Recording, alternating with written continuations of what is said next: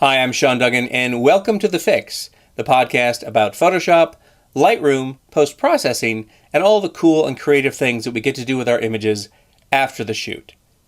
In this episode, I'm going to put on my filmmaker's hat and take a look at some of the features and functionality that let you do video editing in Photoshop.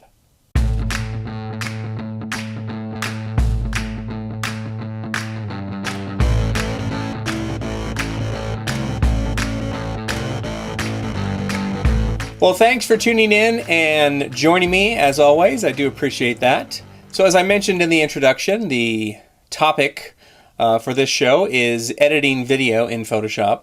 And the reason that this is kind of on my radar again is that I was having a conversation with a friend the other day, and I showed them some videos that I had put together and edited in Photoshop. And they were just totally amazed that you could do that in Photoshop. They had no idea that that sort of functionality existed in the program. So that is the reason that this subject kind of got on my radar as a possible topic here for the show. So I don't have a guest for this episode. This is one of my occasional solo outings where I will focus in on one area of a software program or an imaging process and just kind of devote a whole show just to that. And you know, when you're talking about editing video in Photoshop, one of the questions that really does come up again and again is, well, why would you even want to edit video in Photoshop? Because, Photoshop is primarily designed to be an application to edit still photographs. So why would you even want to bring your video projects in there? Well, you can approach that question a couple different ways. The first answer to that is because you can edit video in Photoshop. Now, I also want to clarify that just because you can edit video in Photoshop, it doesn't mean that it is taking the place of any other more full-featured, dedicated video editing program, such as Adobe Premiere Pro or Apple Final Cut Pro or something like that. And if you are already familiar with programs like that and you're already doing your video editing in those sorts of programs, you're not going to want to go and edit in Photoshop just because those other programs are going to offer a lot more features and functionality for editing video than you can get in Photoshop. The real reason why you might choose to edit video in Photoshop is if you are new to editing video.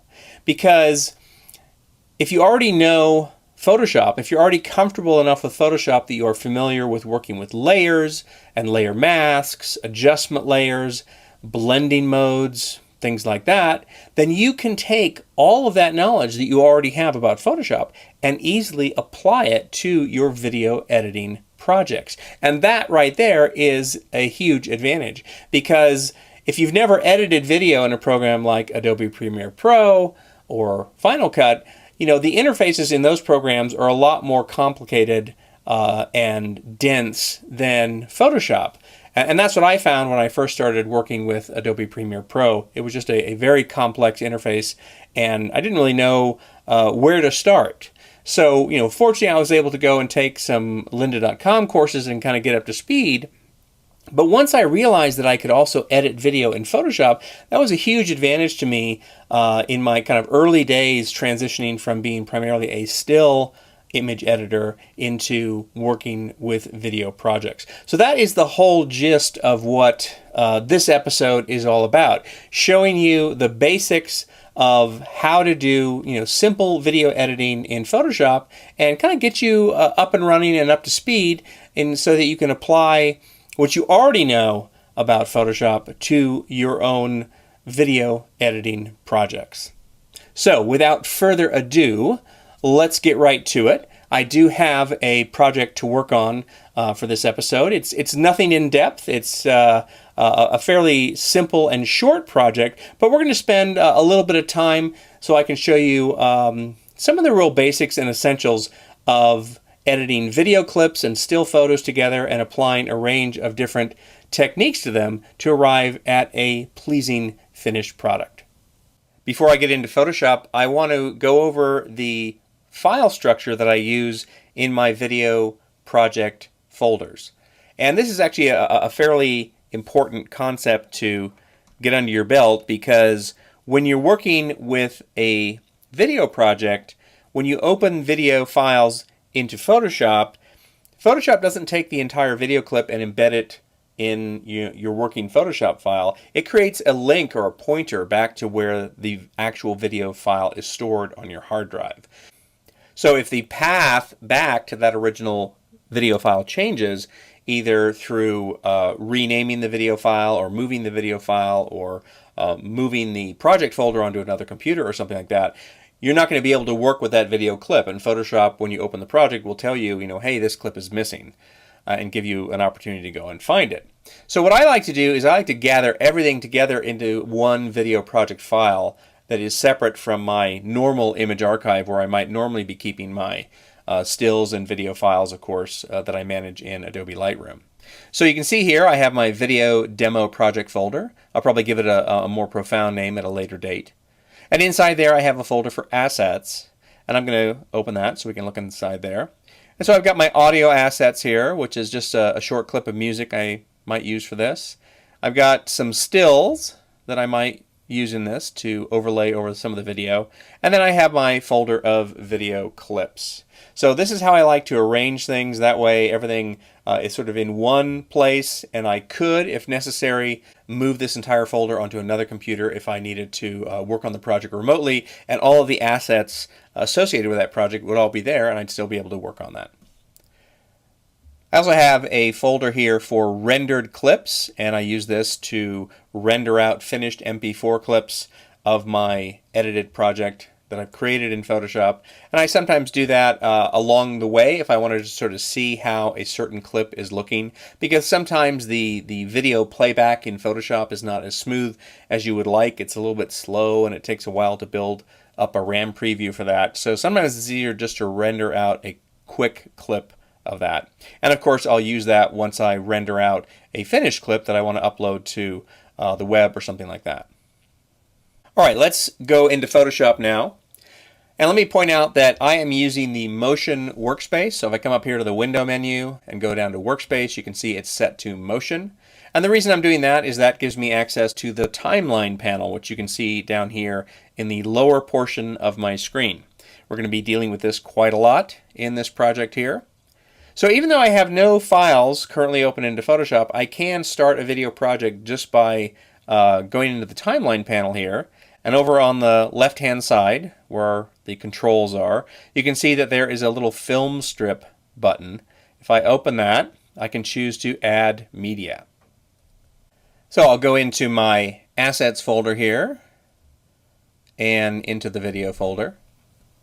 And notice that I already have some video clips that are marked with a little colored labels here. And that's because I have already gone through and reviewed these clips in another program, QuickTime Player basically, and I have identified the ones that I want to use. So I'm not going to use all the clips here, but these are definitely the ones I want to use. And it is a good idea to sort of review the clips in some other program first before you try to bring them all into Photoshop. So don't use Photoshop to review all the possible video clips you might want to use, because it's just going to be kind of slow and sluggish to do that. It's just much more efficient to review them in like QuickTime Player or another media player first. That way you can easily scrub through them and determine which clip or which portion of a clip you might want to use.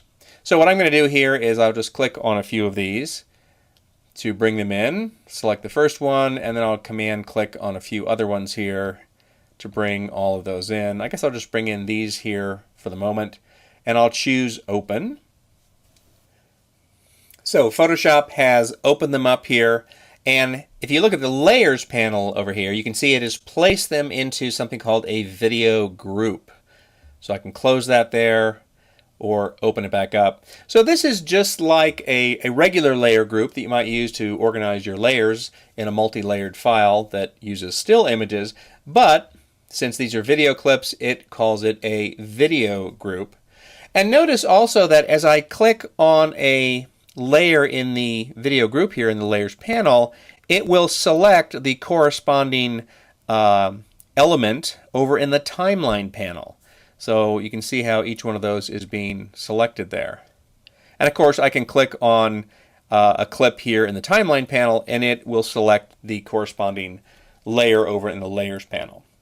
So the layers panel allows you to organize your layers in a stacking order. So if you want to actually do compositing and have certain video clips appearing on top of other clips, you would need to remove them from a video group. So the video group is really only for clips that are going to appear sequentially in the timeline. That is, one after the other, etc. It is not used for compositing. Now we're going to be doing a little bit of both here in this project. So we are going to have sequential clips that follow one another, and I am also going to add some clips that are actually kind of overlaid on top of other clips. Essentially, the timeline panel just allows you to control the visibility of a layer or a clip over time. So if we look at the timeline panel over here, if I come over to the left, you can see that there's this little red line with a little blue slider here. This is the playhead. So if I grab this, I can scrub through the video there, and you can see it playing. And I can also just sort of click on other parts of the timeline scale up here at the top, and I can move to other clips that way. I'm actually going to grab the top of this timeline panel and kind of nudge it down a bit so we can see the video a little bit larger. And I'll just choose Command plus on a Mac or Control plus on Windows just to make that a bit larger. Now another aspect of these clips down here in the timeline is that you'll notice that at the end of the clip there's a little arrow button, and I can click on that, and then I get controls that allow me to see what the duration of the clip is, and also change the speed. So I could speed a clip up or slow it down just by making that change there. I'm actually going to just set that back to 100%. In addition to being able to change the duration and the speed of the clip, if you click on the little musical icon, you'll see that you can modify the volume of any audio that is associated with that clip. You can also do a fade in or a fade out so that the audio will gradually fade in or fade out at the beginning or end of the clip. And you can also mute the audio as well. Now I am actually going to mute the audio on this, and I'm going to actually mute the audio on all of these here, just because there is interesting audio on all of these clips. You know, street sounds, there's the sound of automobiles and people walking by, there's the sound of the bell on the streetcar. All of this is stuff that I'm probably going to use, but Photoshop doesn't really provide any way to easily and creatively edit audio.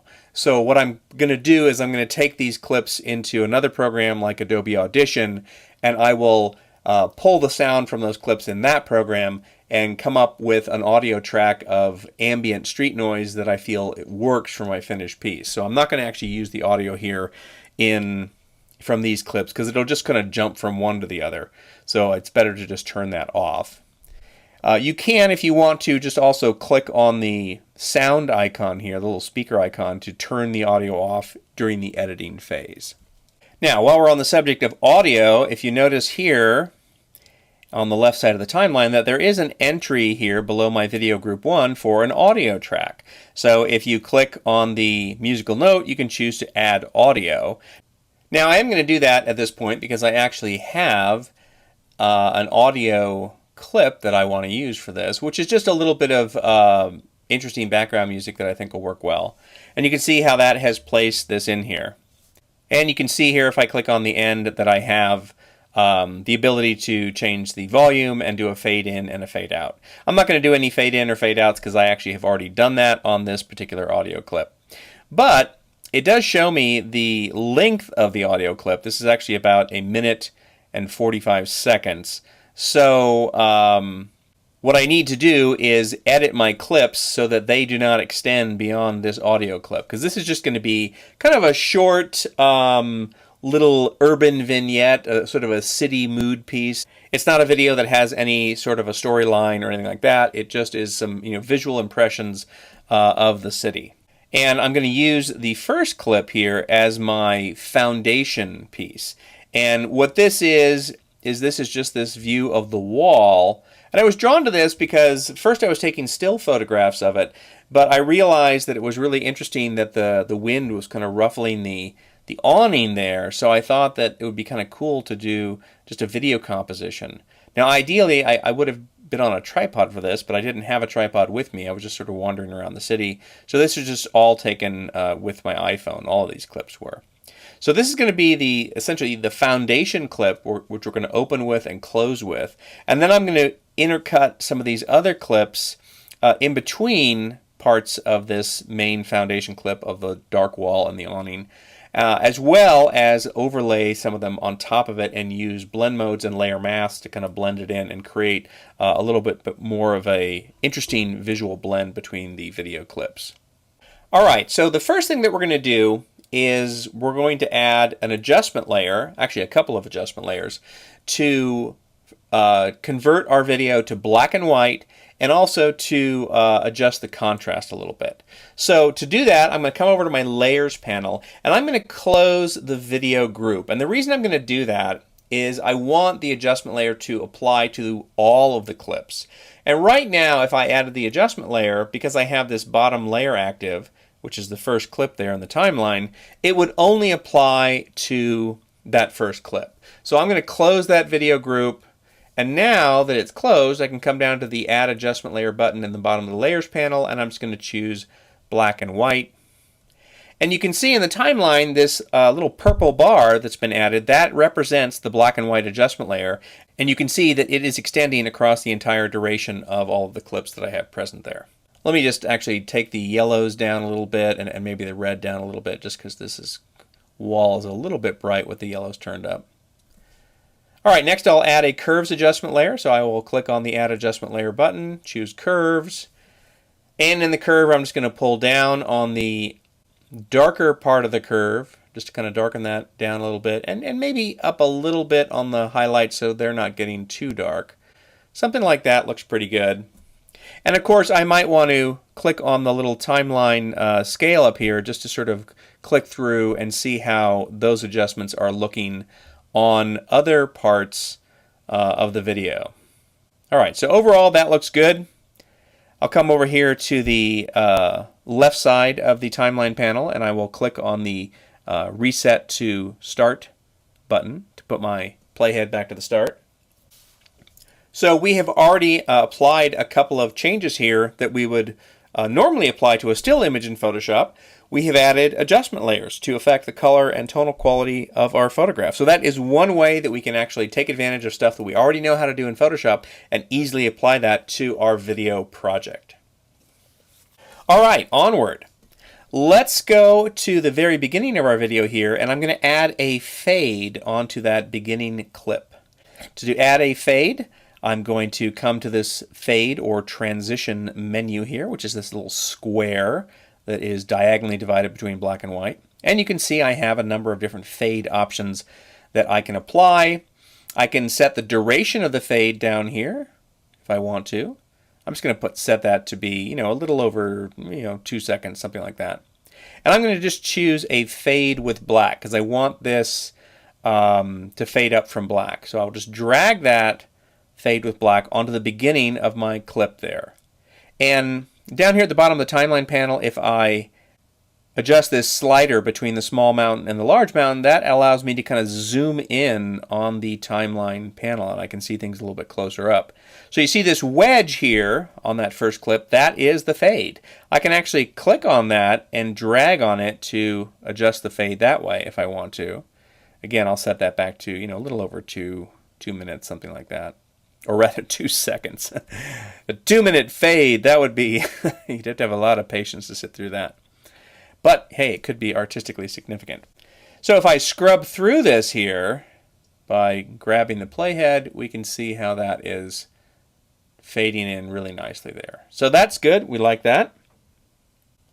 Now the next thing I want to do is I want to split this awning clip here because I want to add another clip in between. So what I'm going to do is I'm going to move the playhead out here till I get to about the 10-second, 11-second mark. And I'm actually looking here at the time counter down below here. All right. This counter up here is frames. And right now my frame rate here is 30 frames per second, which is what this video was recorded at.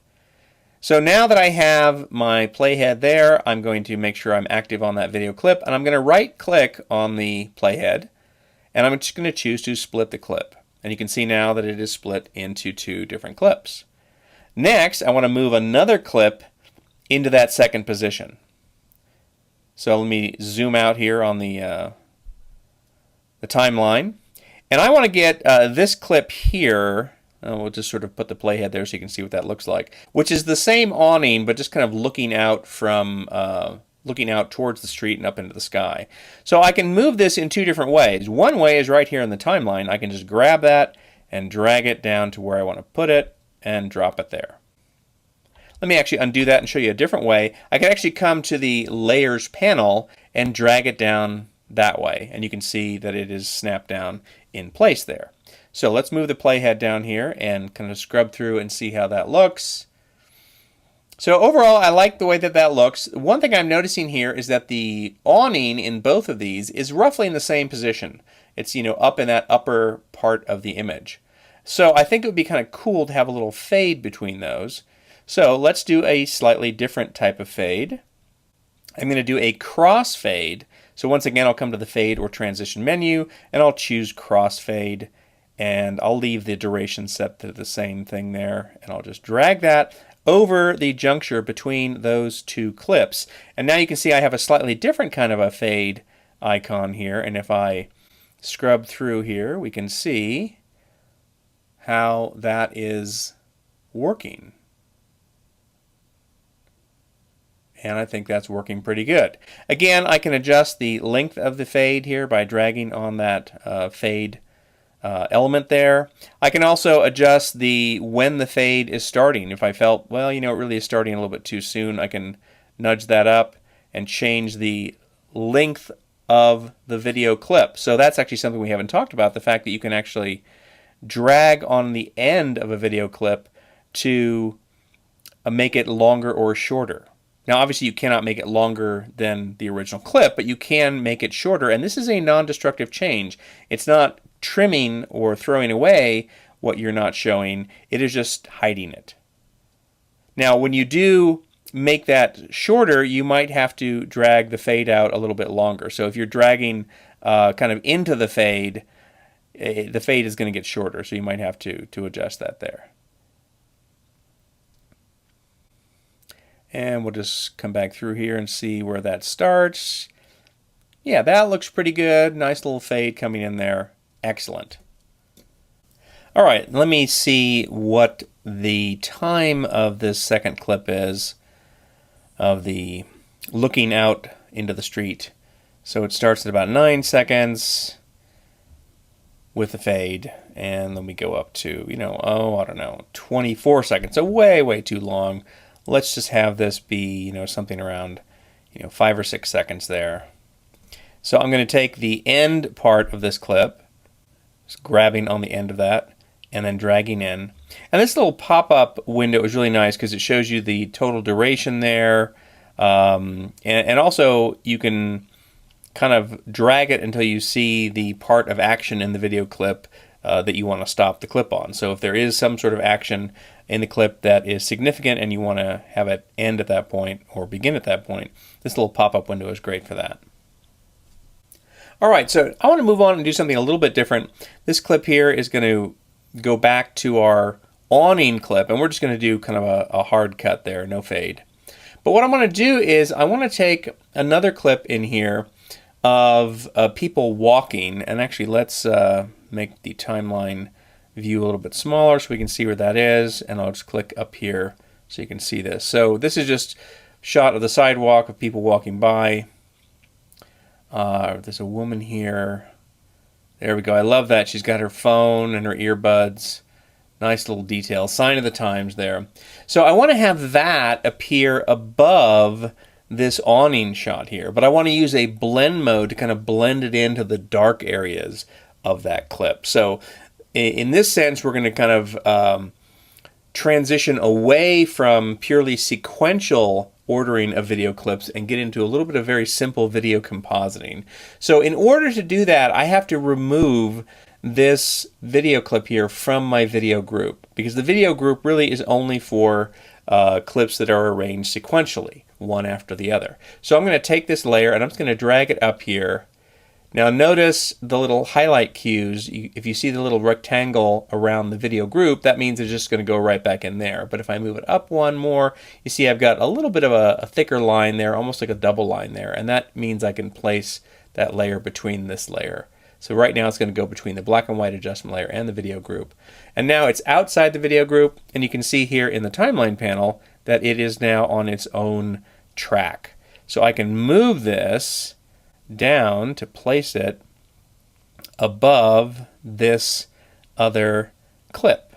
Okay? And I think what I'm going to do is I'm going to have this fade in here. So we'll have that go for a couple seconds, and then we'll just fade in. So let me just put a regular fade on here. So I'll just choose a regular fade and put that on the beginning there, and then we can sort of see how that works.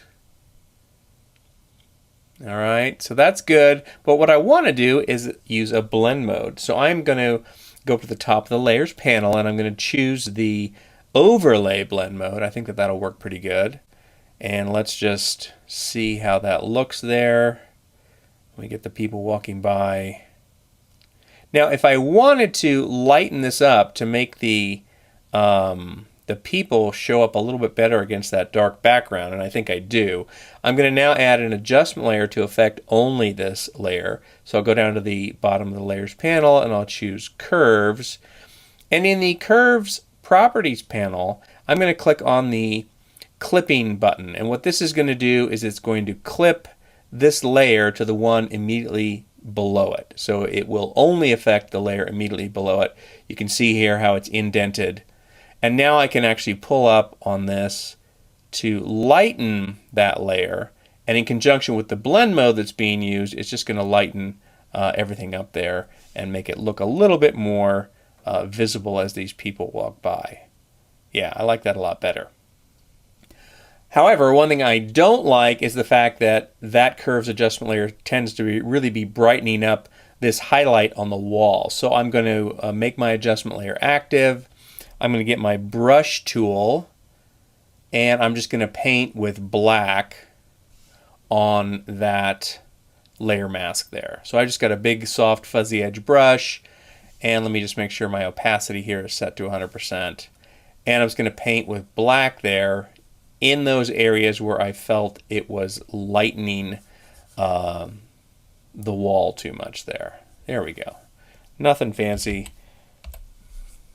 All right, make sure I got all of it down at the bottom here because I've got my timeline panel is kind of hiding part of the bottom part of the image there. Drag that back up. So let's scrub through this again and see how this looks. We get the fade coming in. Now overall I really like that. The one thing that I wish was not happening is that I really don't want to see the people walking up here on top of the awning. So fortunately we can change that with a layer mask on this clip of the people walking by. So this is another cool thing where we are taking a technique that we would normally use with our still photographs in Photoshop and applying it to video clips, and that would be layer masks and of course what we just did, blending modes. So I've got that video clip active here in my layers panel. I'll come down and click on the add layer mask button, and then I'm going to go and get my gradient tool. I'm going to make sure I have a black to white gradient selected there. I'm going to make sure that the linear gradient style is selected. I'm going to set the blend mode to normal and make sure it's at 100%. And then I'm going to drag downward because my gradient starts at black and is going to end at white, and so black is going to hide what's on this video layer. So right about maybe at the top part of the little pointy bits of the scalloped edges of the awning, I'm just going to drag down a little bit to right about there. And that does the trick. It creates this nice little soft edge gradient, and you can see now that the people are not showing up on that awning there. So that is exactly the effect that I wanted. Excellent. Onward to our next stop. So the next thing I want to do is move to another clip, and if I click down here on the timeline scale, I can move down to that clip and we can see what that one looks like. And again, I want to move this out of the video group, so I'm going to take it here in the layers panel and just drag it up above where that other one was. And I'm just going to move this down here so it is appearing above the awning. Now actually let me zoom out so we can see this, because right now we're getting enough layers and video tracks in our timeline panel that it's taking up more room.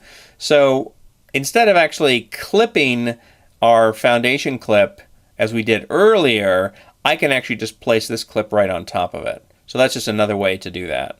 And once again, I'm going to just nudge up the timing here of this one. And actually, I'm going to stop it right where the awning starts to blow up like that. So right there. Stop it right with that foot coming in here. And actually on this one, I think I will split this clip.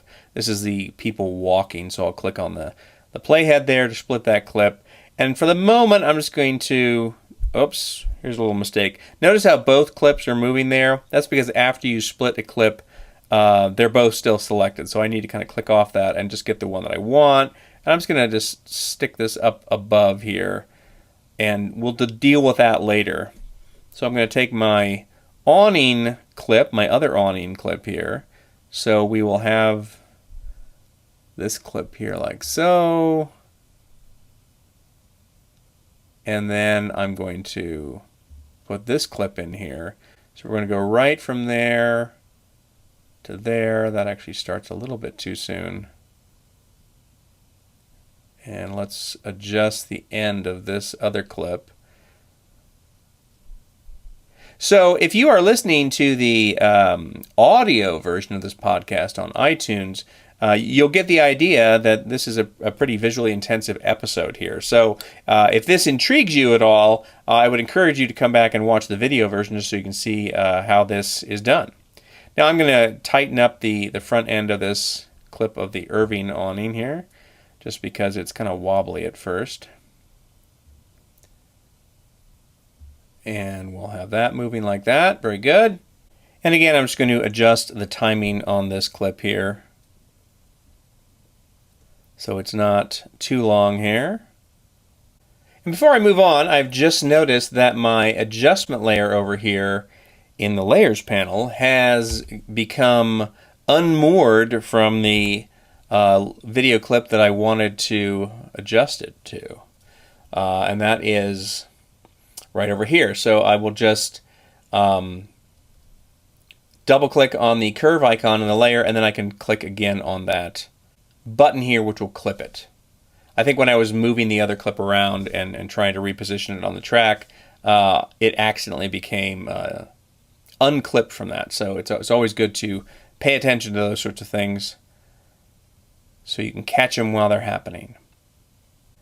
All right, so I think the next thing I want to do is bring in a still photograph. And that allows us to explore another way that we can bring elements in here.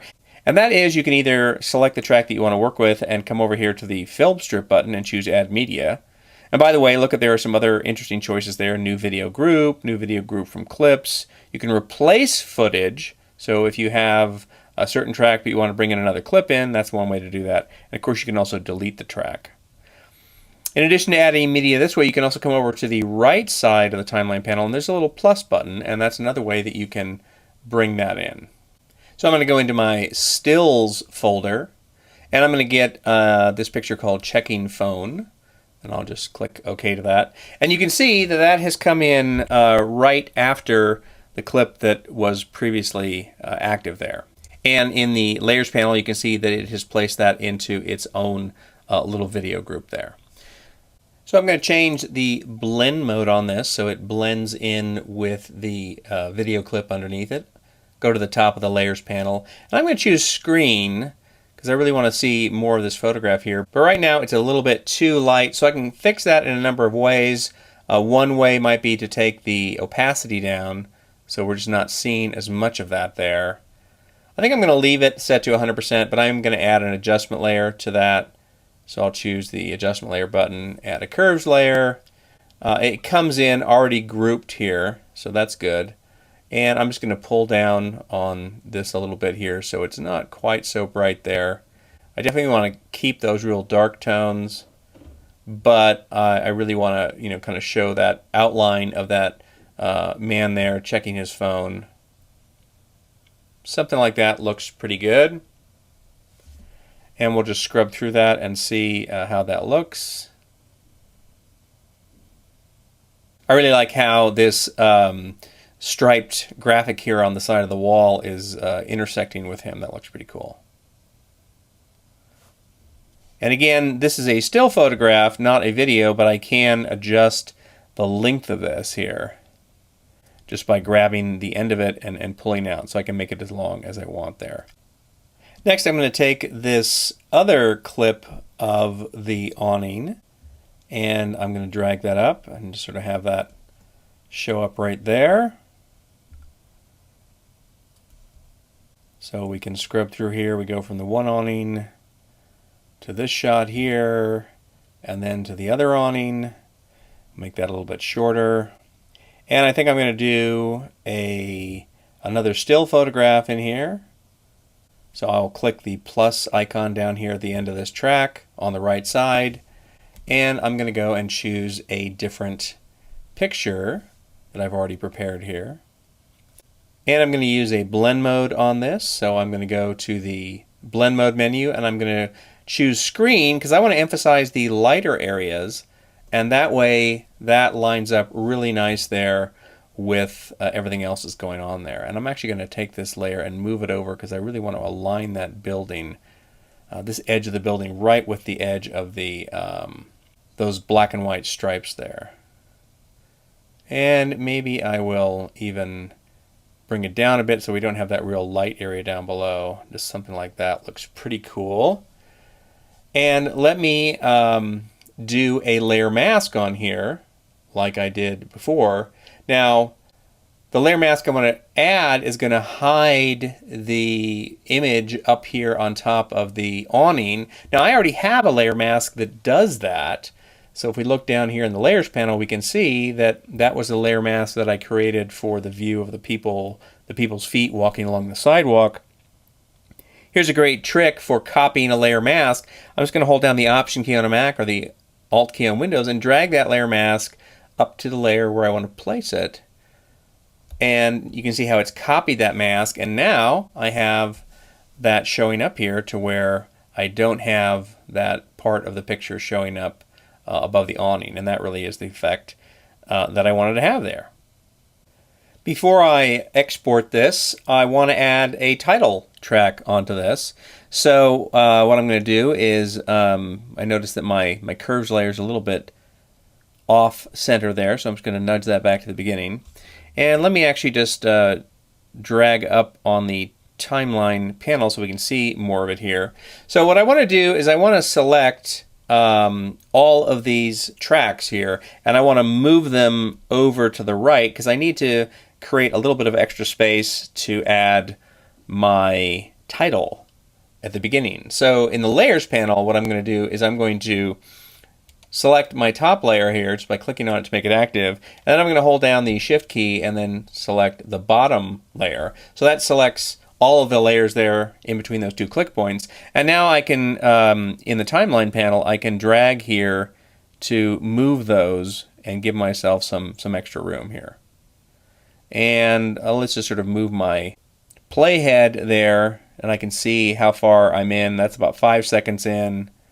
And maybe I'll come in a little bit more. I'll allow enough time for a little bit of a fade, then the title, and then it can go into the video. Now, if I didn't want any music to be playing over the titles, I could, of course, move this back here like this. But I think it might be okay to actually have the music starting. So I think I'm going to maybe have that, something like that. And now I'm going to come down here to the bottom video group, and I'm going to add a new adjustment layer. So I've closed the video group so that this new adjustment layer will not go inside there. I'll choose solid color, and I'm going to make this a black layer. So I'll just choose black in that color picker. And now I'm going to take that layer here and move it below the video group, just like that. And now I can stretch this out here like that.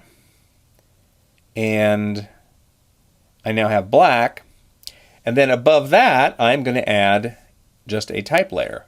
So I'm going to press D on the keyboard to make my default colors active here, and then I will just click on that little curved arrow or tap X on the keyboard to exchange my colors. I'll get my type tool, and I am going to choose a maybe 72-point text there, centered. Now I'll click in the middle, and I'll type the title, which is just going to be Irving, which is the street where this was shot. Now, we're not seeing it there. It is there, but it's just sort of positioned underneath the other video layer. So if I move it out here and then move the playhead, we can now see it there. So we'll stretch that out, and I'll add a fade onto the end of it so it fades out. So this is going to look like it's just going to come in and then fade out, and then the actual video fades in. And I might have a fade on the beginning too. Drag a fade onto the beginning there. And let's zoom up here so we can see this. And maybe I'll make this fade a little bit shorter and this fade a little bit shorter here too. So now we have a nice little title here to introduce it. And now we're ready to talk about exporting our video. There are two ways that you can export a video project in Photoshop. One is to come to the File menu and choose Export, Render Video. And the other way is just a shortcut to that dialog, which is this little arrow, curved arrow button here near the bottom left of the timeline panel. That is also a shortcut to the Render Video dialog. So I'm going to give this a name here. I'll just call this Irving V2 for version 2. And I can go and select my folder. I already have the rendered clips folder active, so I'll just use that. I'm going to use the Adobe Media Encoder. For the format here, I'm just going to choose H.264, which is a standard video format for delivering videos on the web. I can have the document size be the native size, or I can size it down. So for instance, I can open up this menu here for presets, and you can see that there's a wide range of presets that I could use here. Vimeo, YouTube, different devices, things like that. I'm going to choose a YouTube at 720p. We'll leave the frame rate there, what the preset setting is. And then I'm just going to choose to export all frames. And what that refers to is that there is a way that you can designate a specific work area where you're only exporting a portion of the video. And that is set by using these little gray sliders here. There's going to be one at the beginning of the video and one at the end. You can actually drag on these and move them and define a work area. And then if you had that selected, you could choose to only export a certain segment of the video. And that can sometimes be useful if you just want to see what a certain clip looks like, or a certain portion of the video looks like, and that way you can export that and judge it, and you don't have to wait for the entire piece to export. All right, so at this point I would click on Render to render it out. The time it's going to take to render a video project will depend on a variety of factors. One is going to be the length, size, and complexity of your video project. So if you have a lot of effects on there, blend modes, layer masks, animation, motion, blurs, etc., that could take longer. And of course the other thing is just going to be the speed of your computer's processor and how much RAM you have. So it could be a time-consuming process, so this could definitely be one of those situations where you want to take a break, get a cup of coffee or whatever while that renders out. I'm actually not going to render this right now because I know that I'm not done with it. There's a few other things that I want to do to finish this up. But I will put the finished version of this short little video up on the page for this episode at thisweekinphoto.com/TheFIX. So if you want to take a look at it, that's where it'll be. Well, I hope that you found that to be a useful and interesting introduction to some of the video editing capabilities in Adobe Photoshop CC. And let me also clarify that everything that I showed you in that demo will also work in Adobe Photoshop CS6. So if that is the version of Photoshop that you're using, you can apply all those techniques that I showed you.